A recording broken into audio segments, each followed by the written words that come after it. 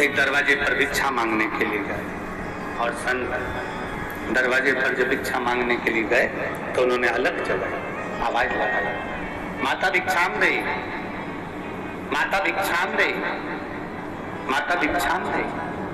बार बार अलग जगा रहे हैं, बार बार भिक्षा मांग रहे हैं।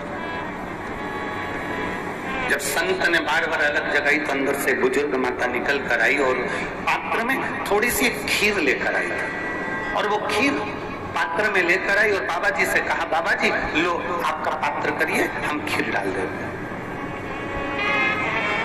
आप अपना पात्र करिए, हम इसमें खीर डाल देंगे। बाबा जी ने जैसे पात्र करा, पात्र करते से ही बूढ़ी माँ ने देखते से कहा, बाबा जी इस पात्र में तो बहुत सारा कचरा भरा हुआ है, इस पात्र को धो लो, साफ कर लो, फिर खीर डाल दूंगी। नहीं नहीं, आप तो इसमें खीर डाल दो। संत ने कहा है आप तो इसमें खीर डाल दो। बूढ़ी माँ बोलती है, बाबा जी इस पात्र में गंदगी भरी हुई है, अगर गंदगी भरी है तो खीर कैसे टिक सकती है? अगर गंदगी भरी हुई है तो इसमें खीर कैसे रह सकती है? अगर गंदा है ये तो इसमें खीर कैसे रहेगी? खीर तो बेकार हो जाएगी, खीर तो बेकार, सब दूर, उसको कोई खाने के लायक नहीं बचेगा, उसको कोई खाएगा, खीर तो बेकार हो जाएगी। फिर इस खीर का मतलब क्या? फिर इस खीर की महत्वता क्या? बाबा जी आप इस पात्र को साफ कर लीजिए, आप इस पात्र को धो लीजिए, मैं इस पात्र में खीर डाल। बाबा कहते हैं नहीं नहीं नहीं, आप तो इस पात्र में खीर डाल, नहीं खीर बेकार हो जाएगी, खीर गंदी हो जाएगी, खीर खाने के लायक नहीं रहेगी, खीर बेकार। बूढ़ी माँ बार बार जिद कर रही है, बाबा जी बार बार कह रहे हैं। आखिरी में बूढ़ी माँ ने बाबा जी से पूछा कि मेरे दरवाजे पर तुम रोज भिक्षा मांगने आते हो, पर आज इस पात्र में कचरा लेकर क्यों आ गए जिसमें तुम खीर ले रहे हो?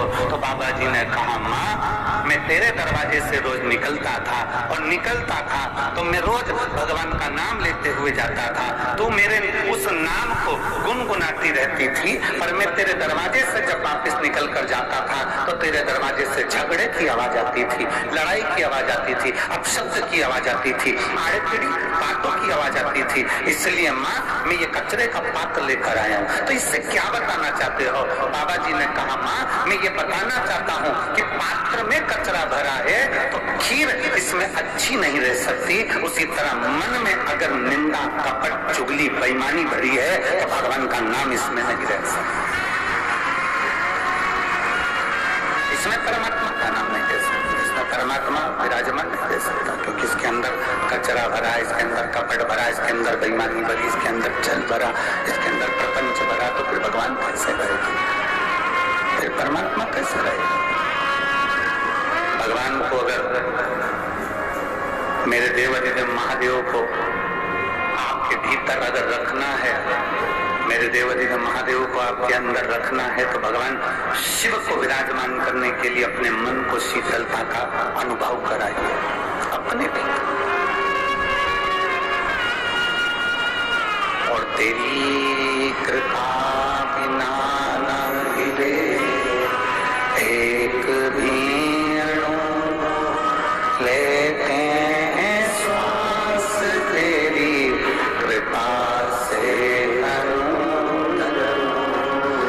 गंगाधार मुक्ति द्वार ओंकार तू, बोले ओंकार तू, आयो शरण तेरा शंभुधार कार तू। बखान क्या करूं मैं राहों के घेर का, चपटी खजाना खुलेगा। आप जितना समर्पण करते हैं, इस चित्त को जितना क्लीन रखेंगे, इस मन को जितना साफ रखेंगे, इस हृदय को जितना क्लियर रखेंगे, इस मन को जितना निर्मल रखेंगे, मेरा शिव उतना आपके करीब आता चलेगा। थोड़ा हमको निभाना पड़ेगा। देवाधिदेव महादेव भी तो निभाता है,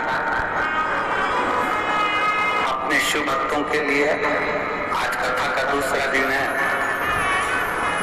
बैसाख का महीना चल रहा है, चिलचिलाती हुई गर्मी, और उस गर्मी में भी मेरा महादेव आपके